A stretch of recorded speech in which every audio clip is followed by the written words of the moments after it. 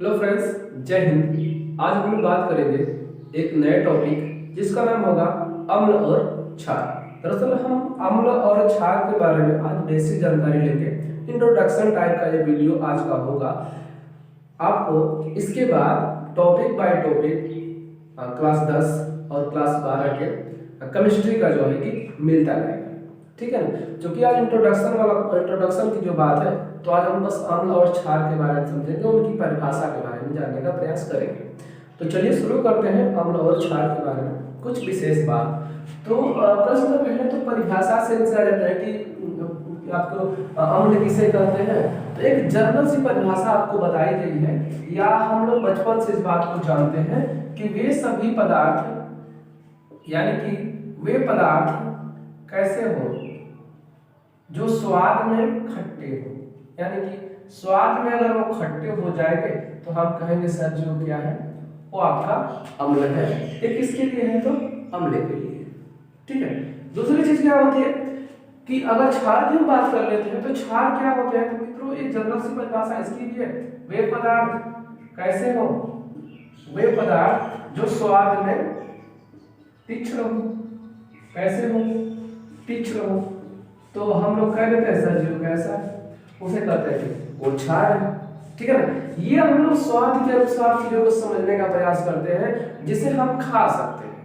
ठीक है ना। टेस्टिंग के दौरान हमें पता चलता है कि वो कैसा है, खट्टा है या फिर तीक्ष्ण है। तो हम जानकारी प्राप्त कर लेते हैं कि अगर तीक्ष्ण दिख रहा है तो मतलब कि वो क्षार है, खट्टा दिख रहा है तो मतलब वो कि अम्ल है। ठीक है। लेकिन कुछ ऐसे भी आपके अम्ल और क्षार होते हैं जिसे हम क्या बोलते हैं कि वो हमारे शरीर के लिए हानिकारक होते हैं। तो जो हमारे शरीर के लिए हानिकारक होगा उसे तो हम टेस्ट नहीं कर सकते। तो उसे हम कैसे जानकारी प्राप्त करेंगे कि वो अम्ल है फिर क्षार है? तो उस चीज का इलाज करने के लिए आपके वैज्ञानिक आते हैं जिनका नाम होता है आर्हेनियस। तो आर्हेनियस के अनुसार वो बताते हैं, नाम याद रखिएगा, प्रश्न पूछे जाते हैं। ये आर्हेनियस कहते हैं भैया कि अगर किसी भी विलयन हुआ, ठीक है, किसी भी विलयन को अगर आप जल में डालते हो, विलयन को अगर आप जल में डालेंगे तो बताते हैं यदि विलयन का बाहरी कोश या कह सकते हो या फिर वो प्लस आयन देता हो। कौन सा प्लस आयन? तो विलयन को जैसे आप जल में घोलिए, घोलने के दौरान आपको रिजल्ट के रूप में अगर हाइड्रोजन प्लस आयन देता है तो हम क्या कहते हैं? उसे हम लोग कहते हैं कि वो अम्ल है। ठीक है। क्या कहते हैं? अम्ल है। यानी जल में घोलने के पश्चात जब हमको हाइड्रोजन प्लस आयन मिलता है तो हम कहते हैं सर जी कि वो अम्ल है। ठीक है। उन्होंने इनके लिए भी कुछ बात बताया कि अगर आपको कोई विलयन ले लो, आप ऐसे विलयन जो जल में घुलते हैं उनकी बात में कर रहा हूं। ठीक है। तो अगर आप इसमें जल में डाल दो, आप रिजल्ट के तौर पर आपको OH- आयन देता है। ठीक है। तो हम कहते हैं भैया कि वो कैसा विलयन है? तो वो आपका क्षारीय विलयन है। ठीक है ना। इसी में आपका एक सबसे पावरफुल कोई अम्ल है तो उसे आप लोग HCl कहते हो।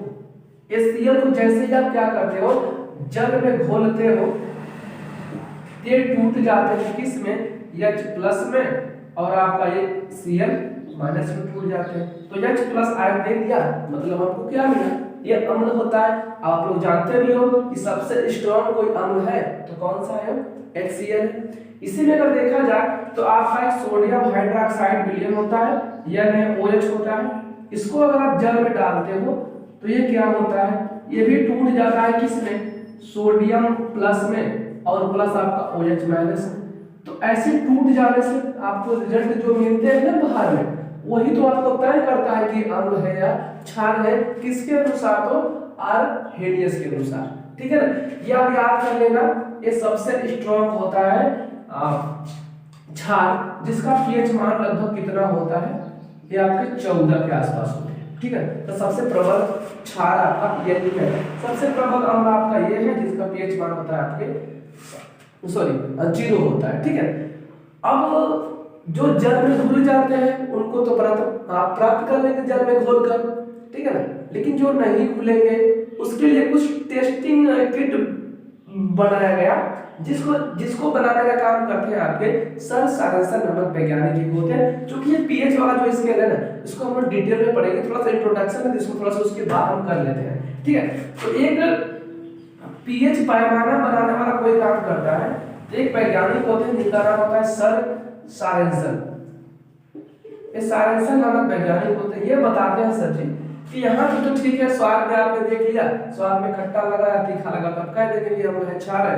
अगर जल में भी बोलने के दौरान अगर आपको प्लस आयन देता है तो आप कह देंगे अम्ल है, ओएच दे रहा है तो आप उसे क्या कह देंगे, क्षार है, ठीक है। लेकिन कुछ ऐसे भी तो होंगे जो जल में नहीं घुलेंगे, यानी जल में मिले नहीं होंगे, उनके लिए क्या किया जाए, उन्होंने एक बनाया किट, एक बनाते हैं उन्होंने किट जिसपे मान होते हैं 0 से लेकर 14 तक वो मान अंकित करते हैं, बीच में एक डिवाइडर खींचते हैं जहां पर वो एक बीचों बीच जिसका मान होता है 7, यानी कि एक ऐसा मान जहां पर दोनों तरफ बराबर होता है। तो वो बताते हैं यदि किसी बिलियन का मान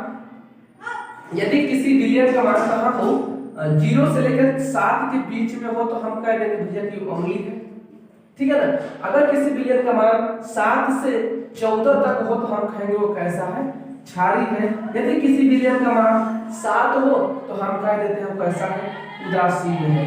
तो ये आपको उन्होंने बताया, सर सॉरेंसन नामक वैज्ञानिक ने बताया था। और हमने बताया 0 किसका होता है, HCl का होता है, 14 किसका होता है, आपका सोडियम हाइड्रोक्साइड का होता है, ठीक है। तो ये जो हमारा वीडियो था बस आपको इंट्रोडक्शन वाली बात इसमें बतानी थी कि अम्ल और क्षार क्या होते हैं। इसके बाद हम जस्ट आपको दूसरा वीडियो प्रोवाइड हो जाएगा जिसमें हम लोग पीएच मान के बारे में जानेंगे और कुछ महत्वपूर्ण बिलियनों का पीएच मान उसमें सीख लेंगे, ठीक है।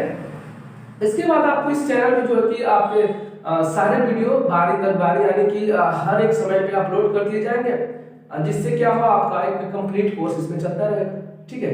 तो बस आज के लिए इतना ही, मिलते हैं अगले वीडियो में, तब तक के लिए जय हिंद।